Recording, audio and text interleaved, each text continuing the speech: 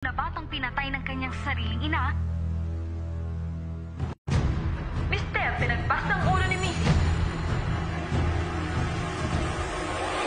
Nagpupuyo sa galit ang pamilya ng pinaslang na dalagita na si Christine Ilawan sa tatlong batang anak ni Estrella mata ng mukha at iba pang parte ng katawan ng biktima. Matapos magsasaksakin ay hinahasa pa umano ng Ang ina ng mga ito at ang bulag na lola nila sa kanilang pamilya. Pinagbilang ng bata ang iba at pinagbilang ng bata ang ina ng mga ito at ang bulag na lola nila sa kanilang tahanan sa pamilya.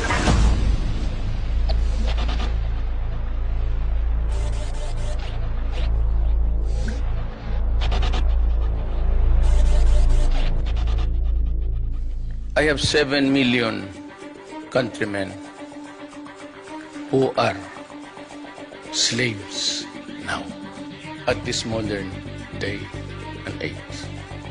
They are slaves to a drug courtship. Sa kabila ng kaliwat ka ng batikos na inaani ng kasalukuyang administrasyon sa loob man at labas ng bansa, I have declared war against the drug syndicates in this country. paano nanatiling matigas ang Pangulo sa pagsugpo sa iligal na droga? You know what is war? War is war. Ako po si Alex Santos. Ang inyo pong mapapanood ay ang mga totoong kaganapan sa likod ng mga balitang ating natutunghayan. Lagyan mo lang isang addict dyan sa pamilya. Tapos na yung pamilya na, it would be hell for them. Tumawag po yung assistant purok ng area na ito. At ang sabi ko doon sa amin is may taong lasing na may hawak na baril. Pagdating ko namin dito sa area na to, nakita ko namin isang tao na may hawak na bata at hawak-hawak niya sa kanang kamay yung baril.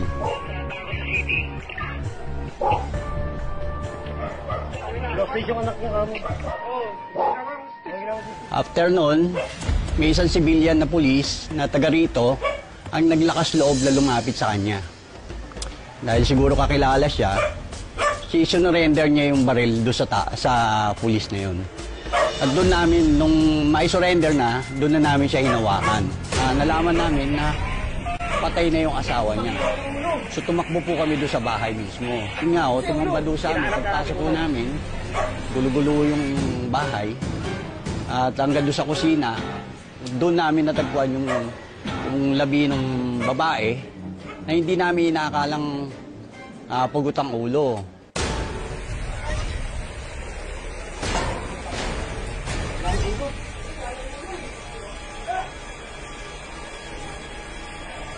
Ito yung ulo niyan.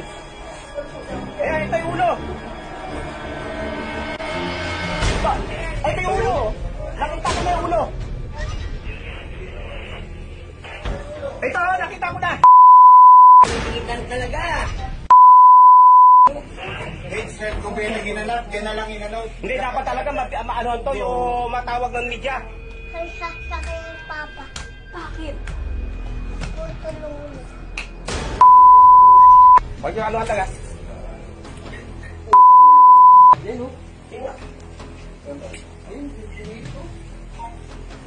Ayun, ayun. Kala ko, mali ka lang. Ano? Ito yung katawan ko.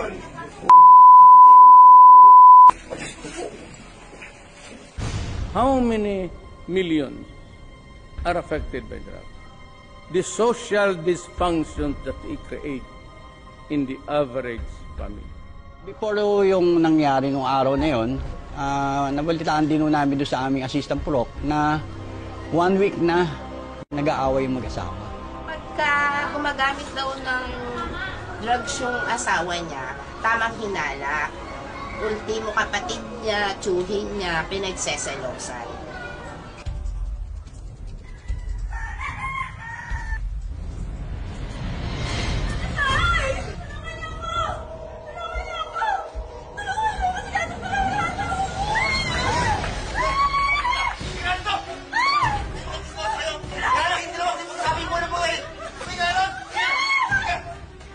One time, pumasyal siya dito na ang dami niyang pasak at saka basag yung ilong niya. Pinali daw siya ng isang nakikiusap siya sa akin na magtago daw muna siya lang kahit ilang araw lang.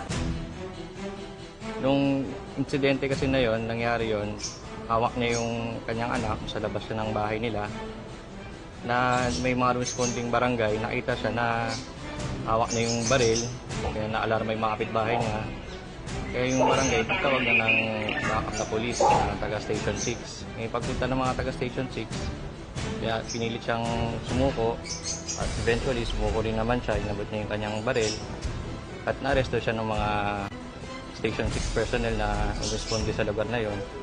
Tapos doon na nalaman sa bata na yung nanay niya pinatay pala nung kanyang tatay.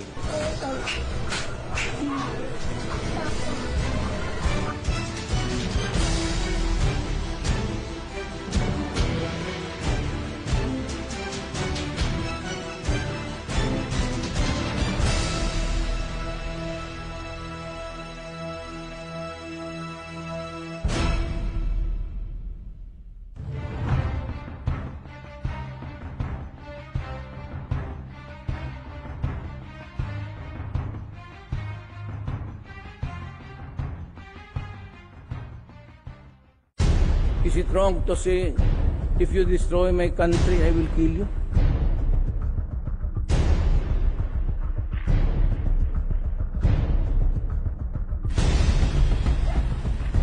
October 15 ng taong kasalukuyan, nagkaroon nga po ng report sa amin na merong naganap na pananaksak ng isang ina sa kanyang anak.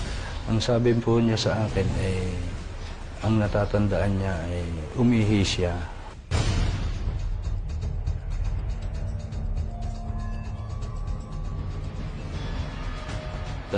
Bigla na lang napansin niya na yung kanyang mami ay may dalang gunting.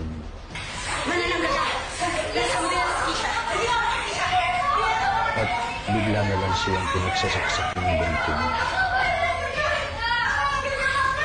Habang tumatakbong palabas ay hinahabol ng saksak ng mami ng gunting. Nakaupo na nga po yung bata, nakaganon na, sinasaksak pa ng gunting dito sa bato, kaya ang daming tama niya dito, tsaka sa mga braso. Akala ko nga po normal away lang ng mag-ina yun. Lumabas ako ng bahay, nakita ko, nagmamadali lumabas yung nanay. Yung nanay nagmumura na, impakta ka, manananggal ka, ganun po yung sabi.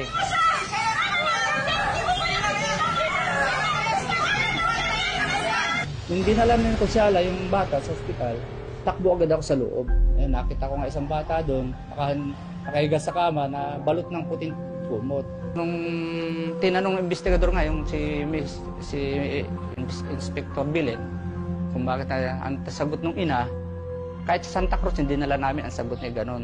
Kasi dinudukot nga daw niya yung bunga nga nung anak, may hinahabol daw yata siyang rosaryo. Kung hindi daw niya natanggal yun, ay mamatay siya. Sabi nung bumubulong sa kanya.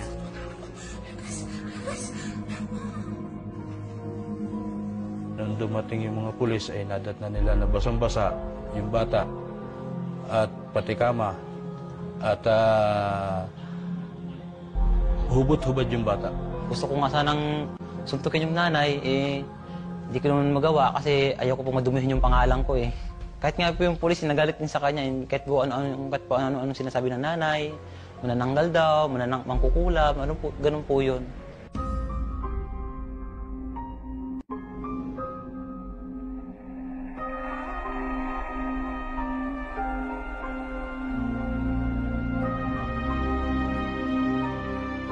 Alam ko talaga dati, sinusurvive ko yung bunso ko. Hindi ko alam na gano'n yung nangyayari na gano'n. Kasi hindi ko alam eh. Siyempre malaman ko yung anak ko. Malaman ko yung mga bata ko. Alang-alang sa'yo na gusto kong makabawi. At ang pagkakamali ko gusto kong ayusin. Alam niyo na ayaw ko kayo na masasaktan. Walang kapatawaran ang ginawa niya para sa anak ko. Ang pinakailangan gawin ng Pangulo natin na ilabas siya sa kulungan, ako mismo ang papatay. Kahit pa anong sabihin, hindi ko siya kayang patawarin.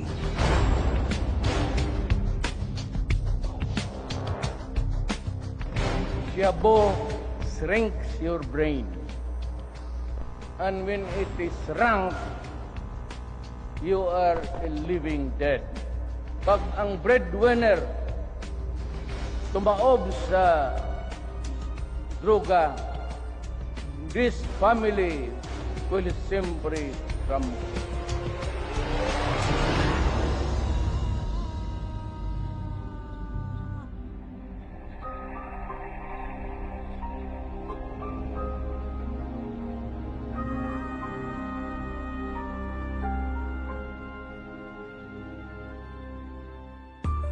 So ang methamphetamine hydrochloride is actually the most commonly abused substance in the country.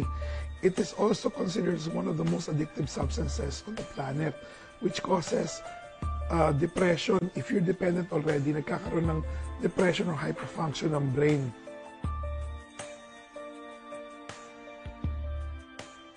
Another problem with abuse of stimulants like shabu is nagkakaroon ng impulse control problem, na-apektuhan yung kailang impulse control. So that's why some people become very aggressive.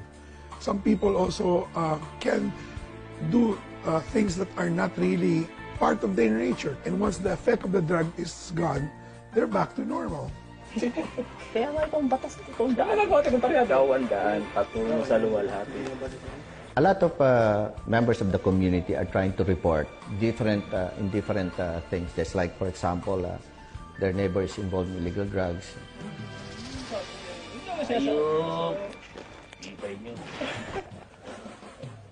We conduct operations. Kasi sabi nga nila, that's the only way that they can clean their community of illegal drugs.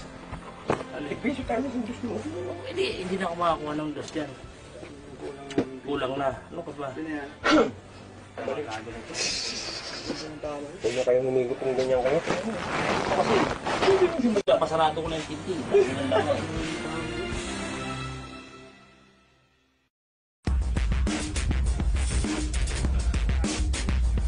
We are here today to implement Operation Kapulong. Our mission is to implement search warrant number... Sa araw na ito, isang search operation ang isasagawa ng Philippine Drug Enforcement Agency o PDEA laban sa mga natiktikang residente ng Tondo, Maynila. Ito yung picture ng target personality natin. Tulog pa siya. si alias Onyok. I-distribute natin yung yung hard copy yung picture. Ito pa. Babae ito babae Always treat natin na armed and dangerous yung target natin. So, wala muna magre-relax hanggat di tayo nakakaalis sa area.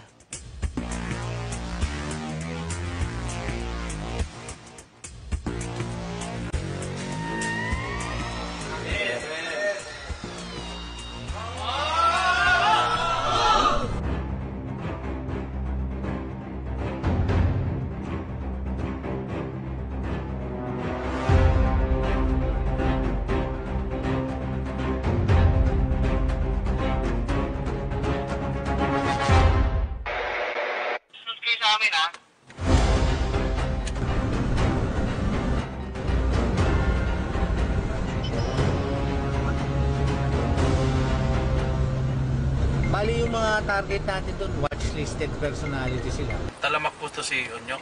Isa po siya sa mga source na doon sa lugar na yun. Base sa sumbong ng barangay, usually sila yung binabagsakan doon sa lugar.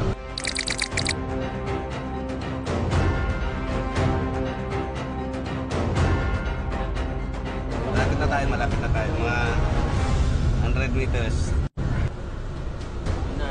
Ito na ba yun? Hindi pa. Sandali lang, tapat mo. Ayun, may nagbukas na pintuan. Mamaya. Kaya natin.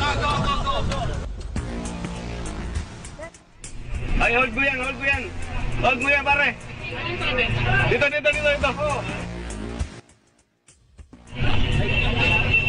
Agad pinasok ng mga ahente ng PDEA ang bahay ng main target nilang si Onyok. Kailan ka uling gumamit? Alak ng bawat Ako. Ikaw? Sir, mamaya po ko. Private po ko. Yan? Ayun yan, di ba? Subalit, walang Onyok na nadatnan. Pagdamay nila ano.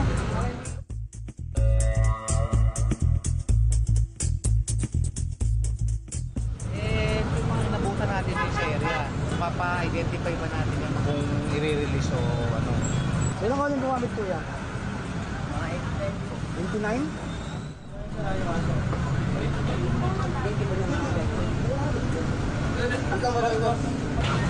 Wala po ako alam sa mga nanay niya, sir.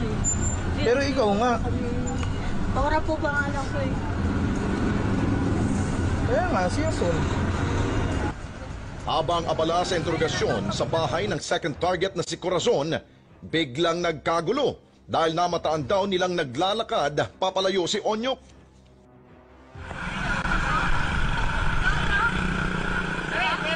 Verify lang po kami. Wala lang po kami ano eh. Bakit ka doon? Verify lang.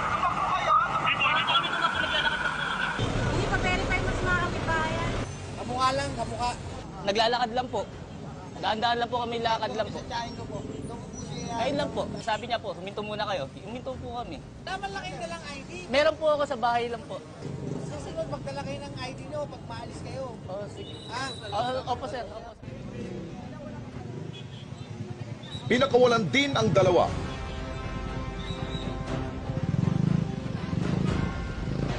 Matapos ang isang oras, dumating si Kap para saksihan ang isasagawang paghalughog. Kumuha kami ng certification niya na yung itong bahay na yan, ganun ang gawain. Yung Onyok, yun nga napag-alaman kanina nung kagawad ko na na hindi raw diyan natutulog. Sa ibang bahay natutulog. Ang target po nila diyan, alam ko, 3. 2 babae, 1 lalaki.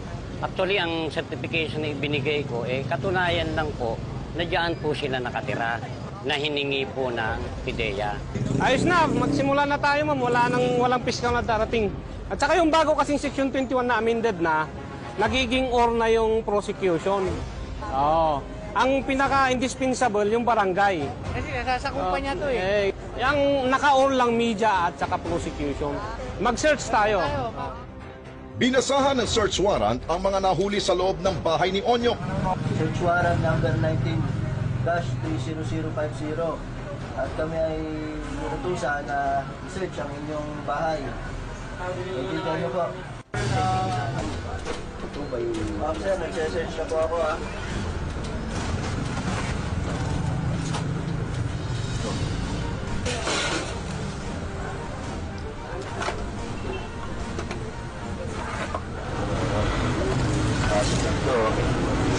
Pinaggamutan.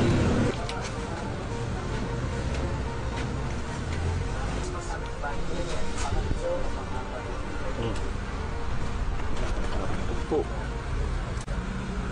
Ang dami. Ay, sige. Kamu na ko nga to. Hindi siya mabaw. Ayun po ka. Ayan o. Galing dyan o. Sir, Chairman, hindi naman po ako totoo. Ayan o. Dito na ako. Hindi totoo po yung Chairman kasi sila po naiwan dito. Ay, hindi. Nakita dyan. Hindi po. Andyan yan. Sir, totoo po yan. Kahit po, totoo po yan. Ate, ano nga rito? Saan ka pupunta? Dito kayo. Dito. Ayun o, marami na yun. Tigsabat na ikim ako yun. Ang dami niyo, Hindi po kami nagdami niya, sir.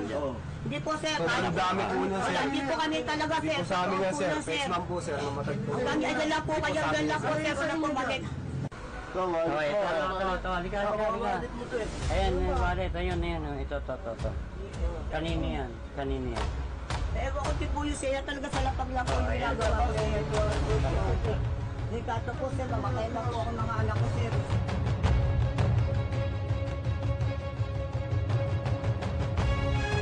Ate, umakyat ka rito! Umakyat ka dito! May violation ka na! Arestado ka na! Oo nga po. Sumunod na hinalughog ang bahay ni Corazon. Search warrant number 19-30051. People of the Philippines versus Corazon Angeles at Ason Josefina Puno at Ising and their cohorts. Pirma na lang po dito sa tatlo po. Katunayan lang na nagpunta kami dito. Ito Ito po. Pinasa po yan sa inyo. Opo. Pinasa. Search warrant. I-issue kay judge. Kaya nga po, bakit ako? Wala naman po ako nalalaman dito. Madalas ka ako, nasa barangay ako, nagsusubutan, ganito pala inabot ko. Timer na. Firma lang po dito. Ito po ate. Hindi tayo matatapos.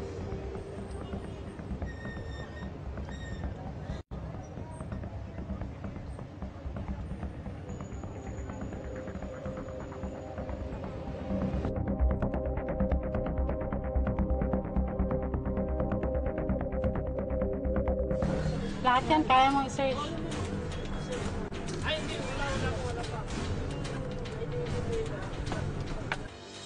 Anyway, nasa hindi ko na pag-aari yan, wala na ako ano yan ha. Pag ako yung nito, bakit ako napunta? Bakit ako nagkaroon ng search warrant? Bakit ako ba? Hindi naman po ako naghahanap buhay na ganyan. Yan si Chairman, lagi ako tumatakbo dyan eh. Meron po, sir.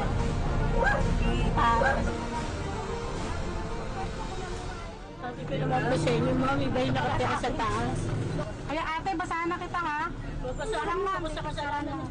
Kami ay mga ahente ng PDEA. Ikaw ay aming naaresto sa salang paglabag sa RA 9165 o ang komprehensibong batas ukol sa pinagbabawal na gamot. Hindi ko po naintindihan kasi kung naman po talaga ako ang yan.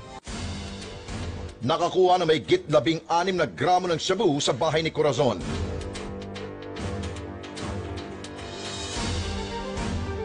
At may git 16 na gramo rin ng shabu ang nakumpiska sa bahay ni Onyok.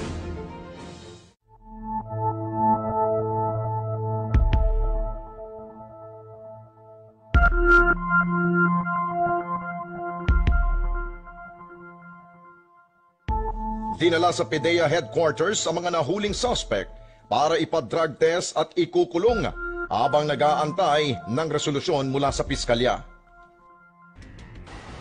Ito nga po yung trabahong hindi mo pwedeng ipagmalaki. Dahil pag pinagmalaki mo, masusunog ka naman.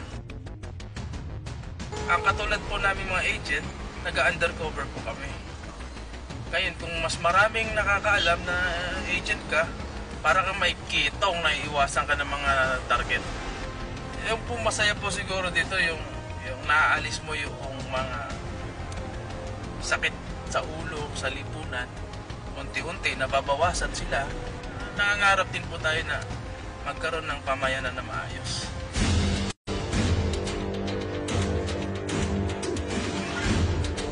Ngayon po, maganda po yung tinatahak natin. Sa tingin ko, we are winning the war on drugs naman.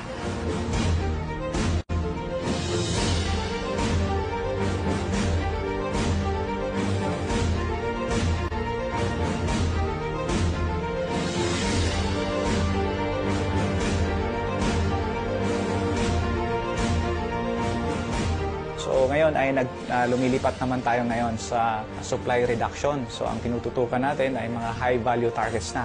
Ito yung mga malalaking sindikato na siyang talagang nagsusupply ng mga bulto-bultong droga. Sa magkahiwalay na operasyon ay sinagawa ng PDEA at PNP. Milyon-milyong halaga ng shabu, mga parapernalya at hindi pa matukoy na dami ng white crystalline substance ang nasabat ng mga otoridad.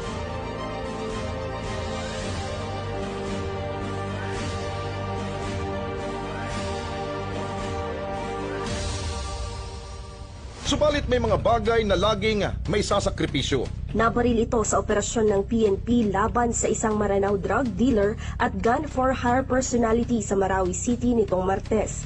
Kaninang umaga, dumating ang labi ng nasawing pulis sa kanyang tahanan sa Suyok Silan, La Trinidad.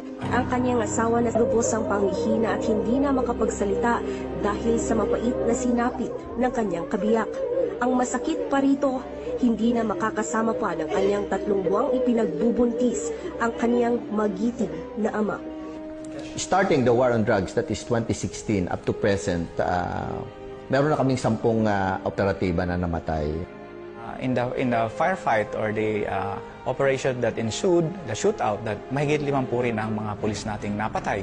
At nito lamang buwan ng Oktubre, isa na naman ang nadagdag sa tala ng mga namatay. Biyernes ng gabi lang rumisponde si Tamaliwan sa tawag na may namataang armadong grupo sa Plaridel, Bulacan. Nagpalitan ng putukan ang dalawang panig na nauwi sa pagkamatay ni Tamaliwan matapos itong matamaan ng bala sa kaliwang braso, dumaretso sa dibdib at natamaan ang kanyang baga. Pagsilip ko sa pinto, nakandusay na ang anak ko. Lumapit ako sa kanya. Kahit ito na si Papa, akapin mo naman si Papa. Namatay din sa nangyaring operasyon ang target suspect na si Nesty Nasino. 2016 nang madismiss ang kanyang kaso na may kaugnayan sa droga. November 26, 2019. Sa ika-40 araw ng kamatayan ni Police Corporal Ronnie Tamaliwan Jr., nag-alay ng panalangin ang kanyang mga magulang, kamag-anak at malalapit na kaibigan. Siya yung bunso naming anak na mapakabait, matulungin at saka may takot sa Diyos. Pangarap niya talaga maging polis. May 3 words ang binanggit sa akin. Papa, ang profession ko ay polis. Sa operation ay 3 lang ang aming kung hindi korte, hospital, or sementeryo. So nung maging pulis na siya, nung wala pa si Duterte, hindi masyado siya naging aktibo. Gawa ng siyempre maraming protector, maraming mga Nung naging presidente na si Duterte, doon siya nagkaroon ng lakas ng loob. Galit kasi siya sa drugs eh. Kaya hindi natin masisinin yung administrasyon dahil yung talagang pagbabago eh. Pati mga magulang nakakaawa. Alam mo, magkaroon ka na isang puser, lalo yung puser, yun ang dapat na mawala. Kasi kung walang puser, wala sanang adik. Kasi yun ang magiging solusyon na maging successful yung panay Duterte. Alam mo, hindi ko maintindihan kung kayong mga kriminal nakapasok sa pulis. Alam mo, sana ang pulis maganda ang reputasyon. Kayo yung ang salot ng kung ano, hindi ko maintindihan kung meron akong special unit habang buhay, bantayan kayo. Patuloy na tinututukan ni Pangulong Duterte ang kapulisan na mapagandang imahe nitong bilang tagapagtaguyod ng kapayapaan at seguridad. Ngunit may mga pulis na sadyang matitigas ang ulo. Ilan dito ay ang mga sospek sa pagpatay sa 17 anyos na si Kian De Los Santos. Ayon sa ulat ng PNP, si Kian ay biktima ng isang police operation. Subalit sa tulong ng CCTV, napagalaman na dinukot si Kian at saka pinagbabaril. Noong 1 taon, ibinaba ang hatol laban sa 3 pulis. We are very happy for the decision rendered by Judge Azucena because he promulgated this morning a judgment of conviction of the crime of murder, punishable by reclusion perpetua or 30 years maximum imprisonment. This proves that there is rule of law, truth, and justice in the Philippines. Isang patunay ang kasong ito na walang kinukonsente ang administrasyon ni Pangulong Duterte. The first 6 months was devoted to house cleaning. We shook the tree and we started with the early retirement of 67 generals and colonels.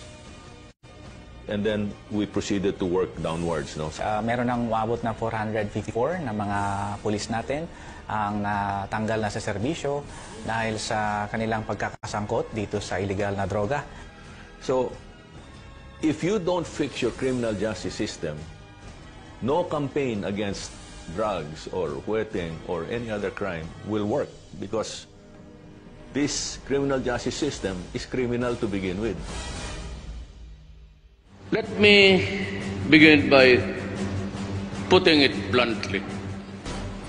The war against illegal drugs is far from over. Yung war on drugs kasi, nangyari yan sa mga, hindi ba nag-umpisa yan doon sa coca-producing countries?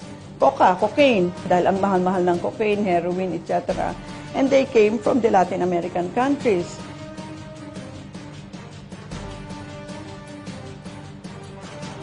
Unang naitala sa kasaysayan ng paggamit ng iligal na droga sa Pilipinas ang opium.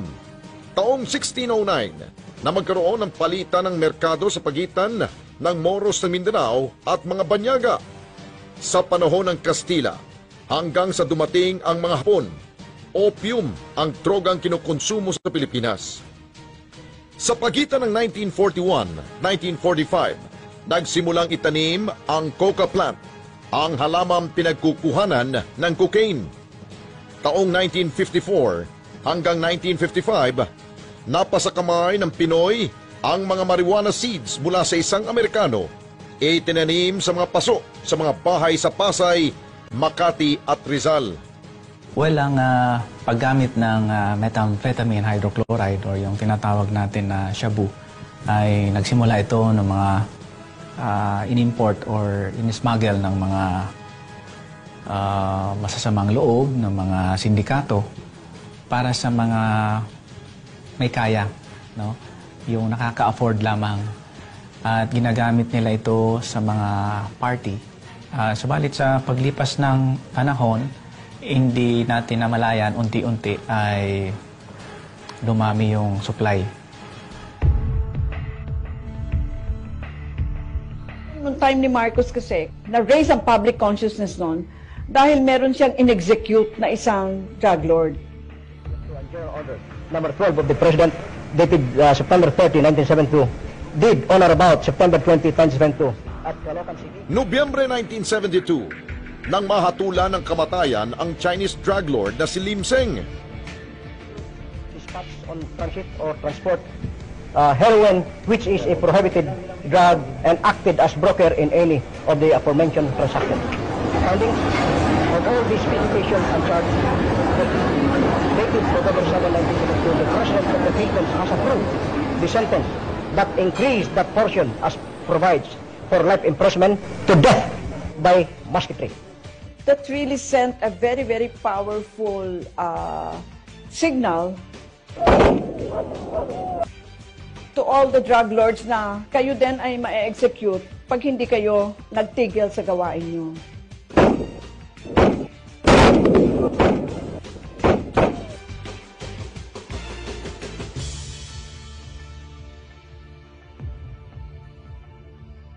Sa ilalim naman ng pamumuno ni Pangulong Cory Aquino, mas pinagtuunan ng pansin ang pagbawi sa mga sinasabing ill-gotten wealth ng pamilya Marcos at pagpigil sa mga tangkang kudeta.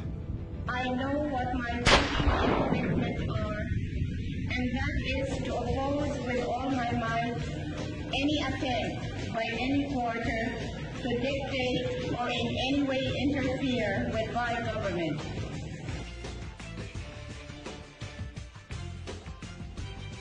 Enero taong 1996, nasabat mula sa Hong Kong Triad ang bulto-bultong shabu na may timbang na 140 kilos at nagkakahalaga ng 280 million pesos. Commend the Philippine National Police, especially under Director General Sarmiento and all the operatives of NARCOM, the NCRC, the Maritime Command, RECOM 1, that a Hong Kong-based drug syndicate called the Hong Kong Triad would ship a large shipment of shabu to the Philippines in January of this year. March 1996, mahigit 1,000 kilo ng shabu na nagkakalaga ng 1 bilyong piso ang nakumpiska sa raid sa isang laboratorio sa Pampanga. Sa panahong iyon, tinaguri ang dalawa ito sa pinakamalaking drug bypass operation sa kasaysayan ng National Narcotics Command sa ilalim ng Administrasyong Ramos.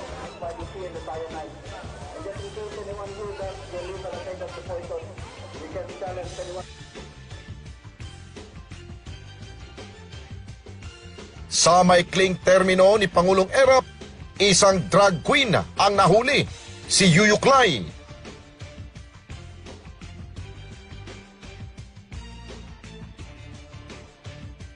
Sa ilalim naman ng pamumuno ni Pangulong Gloria Macapagal Arroyo, nabuo ang Philippine Drug Enforcement Agency dahil sa lumalalang sitwasyon ng droga. Makaraan ng ilang buwan sa paungunan ng PIDEA, mahigit 1,000 kilo ng shabu na nagkakalaga ng 2 bilyong piso ang nakuha sa Antipolo. This is a very good and very big accomplishment. This is the biggest shabu manufacturing operation thus far.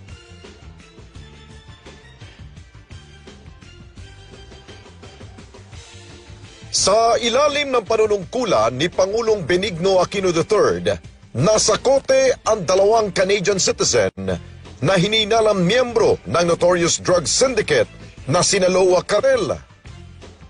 Subsequent administrations did not really pay attention to drugs until Duterte came. That is why I have resolved that no matter how long it takes, the fight against illegal drugs will continue because that is the root cause of so much evil. Without seeing the President in the front row, on the forefront of fighting a war against illegal drugs, hindi rin kami lalakas ang loob. That's why we are thankful that we have a President na hindi takot, na nasa harapan parate at hindi nang iiwan.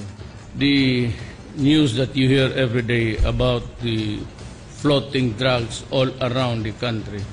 This is now the biggest problem the Philippines is facing in terms of smuggling through seaports, airports, through our coastlines, through parcels and mail systems. So ito yung mga pamamaraan kung saan pwedeng ipasok ang droga sa atin.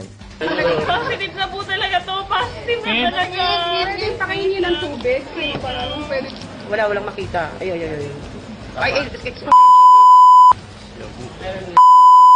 Labas mo siya po. Siya po nga. Tingnan mo. Now, magtanong kayo ang Pilipinas. Are we or are we not a narcotic country? Yes, we are. I will recall the days when ako'y nasa DILG. I was dispatched by President Ramos to go all over the world. Bit-bit ko yung sulat niya, inviting world leaders to send their intelligence personnel and anti-terror chiefs to Manila, and then the Drug Enforcement Agency. Nung binisita ko yung Drug Enforcement Agency, kausap ko yung hepe nila. Binanggit niya na, oh by the way, ang Pilipinas ay lumalabas sa aming radar. Emerging yung narcopolitics sa inyong bansa. At kung hindi niya mapantayan ng mabuti, hindi niyo makontrol yan, ay baka magiging narco-state kayo kagaya ng Colombia. At that time, ang kinikilalang mga sindikato were Chinese triads like the 14K and the Bamboo Gang. Much later on, we found out na kasama na rin yung mga Mexicano at saka yung mga taga-Nigeria, no? Halo-halo na. Must have been to Davao.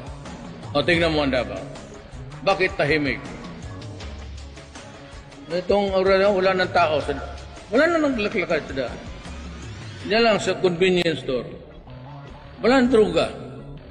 Sinunod ng pulis ang gusto ko. Pag sinabi ko sa kanila, gawin mo yan, ginagawa.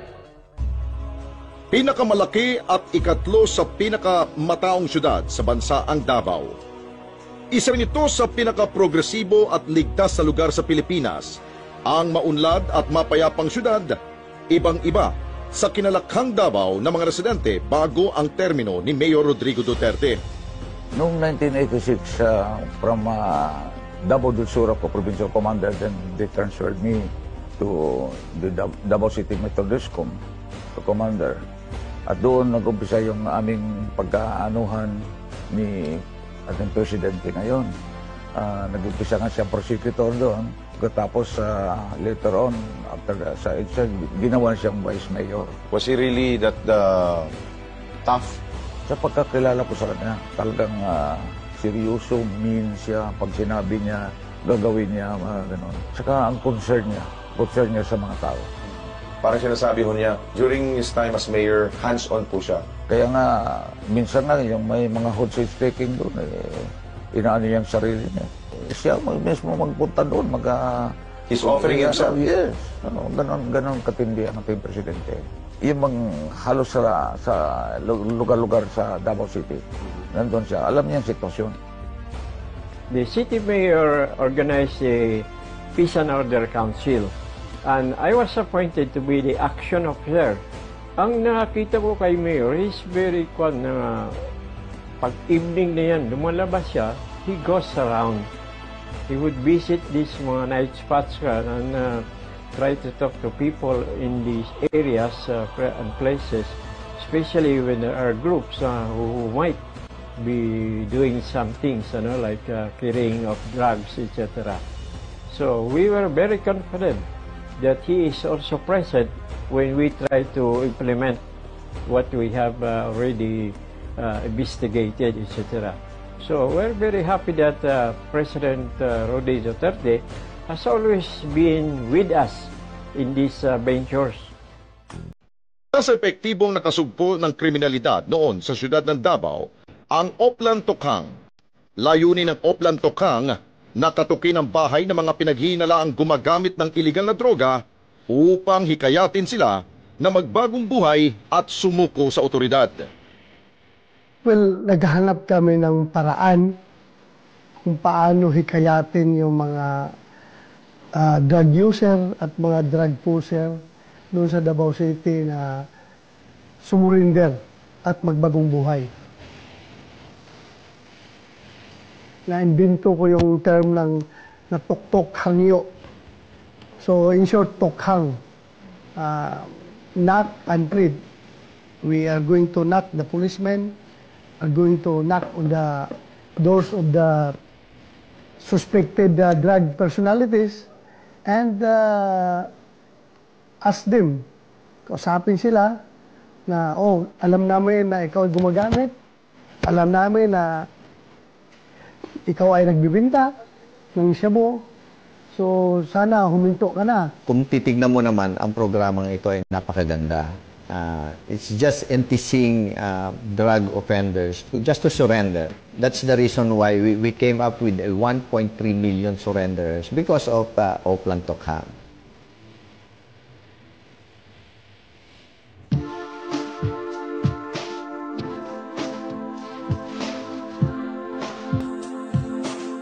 Galing po kasi ako ng City Jail. Almost 4 years na po ako doon. Bago po ako na-rehabilitate dito kasi yun po kasi yung naka-implement po sa plea bargaining, yun po yung na-avail ko for rehabilitation. Na-positive din po kasi ako sa drug test. Is there a cure or treatment for them, for mga drug dependents? Okay, initially kasi ang drug addiction is a disease siya. Considered siya sa brain disease. They can be treated pero walang cure. What part of the brain ang talagang pinupunta rin itong addiction, itong drug addiction, especially using shabu? Initially doon sa ang brainstem of the brain, yun silang usually ma-stimulate and then affected, and then yun sila, they keep on using the substance kasi na-stimulate yung brain nila eh. Isa sa matagumpay na produkto ng Davao City Treatment and Rehabilitation Center for Drug Dependents, ang 62 taong gulang na si Ronald. Ikaw bang nagpasya na pumasok dito sa... No, I was caught. Nahuli ako sa public smoking. Okay. Then? Apprehended. So, compulsory ang admission ko for the rehab. Yeah. Red-handed, huli? Yeah, caught in the act. Oo. And you're using what? Shabu. And then I was diagnosed with severe level of addiction. So I had to be treated. Ipinakita sa amin ni Ronald ang pasilidad ng Davao Rehabilitation Center.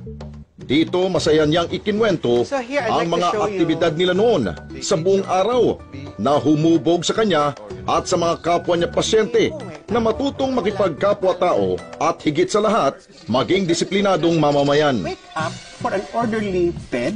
Ang rehab kasi meron siyang behavioral shaping tools. Meron naman siyang healing tools. Okay. Where we discuss feelings, where we discuss our fears.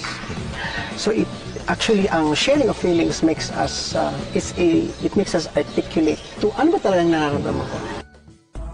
Tinutukan noon ni Mayor Duterte ang Barangay Leon Garcia sa Davao City dahil sa talamak na kaso ng patayan dulot ng iligal na droga. Sa katunayan, ipinatutupad ang lingguhang drug testing sa barangay upang masiguro ang kaayusan at malinis na pamayanan. Hindi, gusto ko talaga magbago, sir, kasi kung magbalik ka man talaga ganito ang mag-drug, menteryo pupuntahan mo at saka wala ka na talaga pag-asa sa sarili mo. Sawa na. Sawa o takot? Takot na rin. Susunduin natin ngayon ang isang drug reformist. Pero ayon sa barangay dito, ito daw hong reformist na ito, drug dependent ito, madalas ho siyang positive ng positive kapag ginagawa ho ang drug screening sa kanya.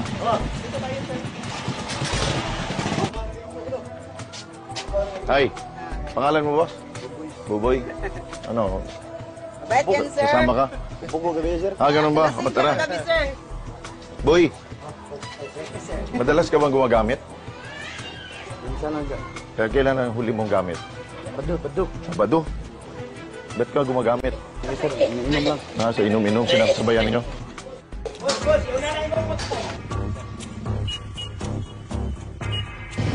Pero hindi ka naman pusher. Hindi.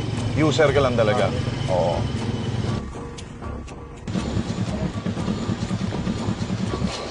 Nasundo namin siya na Buboy. Ang kwento niya sa akin kasi, Kap, habang papunta kami dito, sinasabayan pala doon nila ito sa inuman, yung paggamit ng shabu. Nakasabay ka sa... Pero mas matagal niyo na sinasabi sa kanya, nitigil na niya yan. Oo, nasinabihan ko na yung last na sinabihan ko siya. Paano yan? Pag madalas siyang perennial, siyang positive na positive, anong husga dito ngayon ng barangay? Tawag na namin siya sa sir, para siya, para kung tigil ba niya o hindi yung pagda-drugs. Kailangan talaga na hindi pwede na hindi namin siya ipatawag sa dadalhin sa police station. Okay, pero pero yung rehab ba karapat dapat para sa kanya? Pwede yung nanggawin, sir, para sa kanya kung hindi pa siya magpigil sa Tuloy-tuloy ang pag-monitor sa mga gumagamit. So importante, Kap, ang monitoring madalas na rin. Oo. Tapos dito sa aming barangay, ko talaga sila, pinamonitor ko yung lahat ng mga nag-drugs dito. Tapos nag-coordinate din ako ng sa PNP. So ano gagawin natin kay Buboy ngayon? Proseso na? Proseso na siya, sir, tapos drug test ulit.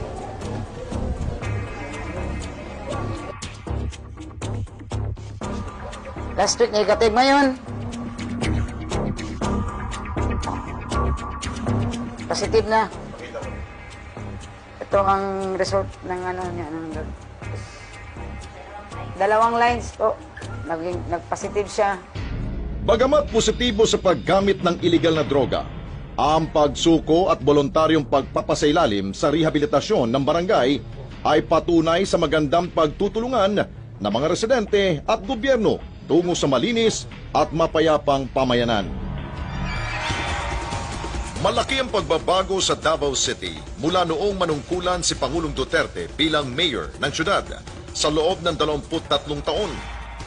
Partikular sa distrito ng Agdao na tinagurian noong Nicaragdao dahil sa kaparehong sitwasyon nito sa bansang Nicaragua kung saan kontrolado ng mga militante ang pamayanan. Isang barangay sa Agdao ang pinakatalamak sa bentahan ng droga at krimen ang binansagang Barpa na ang ibig sabihin ay baryo patay. Yung marami ang pinapatay dyan. Ang dating barangay Leon Garcia noon, ma'am, nakapasok ng mga drugs dito noon.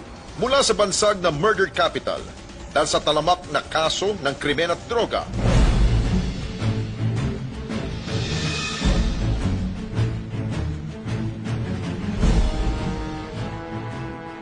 Ng pinakamalaking research and data website, ang Davao City bilang isa sa 5 pinakaligtas na syudad sa Southeast Asia mula noong taong 2015 bago matapos ang termino ni Pangulong Duterte bilang mayor hanggang sa taong kasulukuyan. Katulad na nangyari sa Barpa o Baryo Patay sa Davao, hindi rin maikakaila ang laki ng pagbabagong nagaganap ngayon sa pinakamalaking barangay sa Pilipinas, ang Barangay Bagong Silang sa Caloocan City. Bago mo po ang ating Pangulo, masasabi natin na magulong Bagong Silang. At sabi nga nila, kinakatakutan ito nung araw, kaya halos yung mga tao, pag napupunta doon sa lugar na yon, ay natatakot. sa bahay namin, gumagamit kami ng droga. Hindi ko na sila pinapupeso kasi para makatipid sa bayarin. Kumbaga, sa akin na rin magbabayad, ako na rin din kukuha. Sa panahon ni Gloria, ang drugs, matindi labanan namin dito. Marami ang drugs dito. Sa katunayan, nakuhanan mismo ng mga residente ang ilan sa mga kaguluhan. Katulad na lamang ng riot ng mga kabataan na nangyari malapit sa sementeryo ng Bagong Silang. Kuya, tulungan niyo po kami. Hindi ko kayo matutulungan. Tatamaan ako. Noon po, masasabi natin na meron po 137 crimes na naganap noong 2016. Tapos po, bumaba po ito ng 125 noong 2017. At noong 2018 po, ay naging 88 na lang po yung incident. Hanggang ngayon po, na 2019 ay 46 na lang po ang bilang ng insidente na naganap. Patuloy ang pagbaba ng bilang ng mga krimen, kasabay ng pagsuko sa otoridad ng mga hininalang gumagamit ng iligal na droga. Mula sa noong 2016, ang total crime volume ay 580,000 mahigit. Noong 2017, ito'y bumaba na sa 520,000 crime volume. Pagdating ng 2018, nasa 492,000 na lamang. Itong 2019 ngayon, na malapit na rin tayo magtatapos, ay nasa 300,000 pa lamang na level. So, makita natin na talagang pababa ng pababa ang bilang ng krimen. Ang civil society takes care of the drug addicts to bring down the demand. The government focuses its attention on the syndicates. Okay? And they have to work together. Minsan ang daan tungo sa katahimikan ay sa pamagitan ng pagsisimula ng giyera. Ito'y giyera, hindi lamang kontra iligal na droga, kundi laban ito para isalba ang kinabukasan ng mga susunod pang henerasyon. Our goal for the next 3 years is clear. A comfortable life for everybody, all Filipinos, a dream of glowing days ahead for every Filipino. I dream of a Philippines better than the one I grew up with. This is my pledge and commitment. I shall continue to comply with my constitutional duty to serve and protect the Filipino until the last day of my term. God bless the Filipino. God bless the Philippines.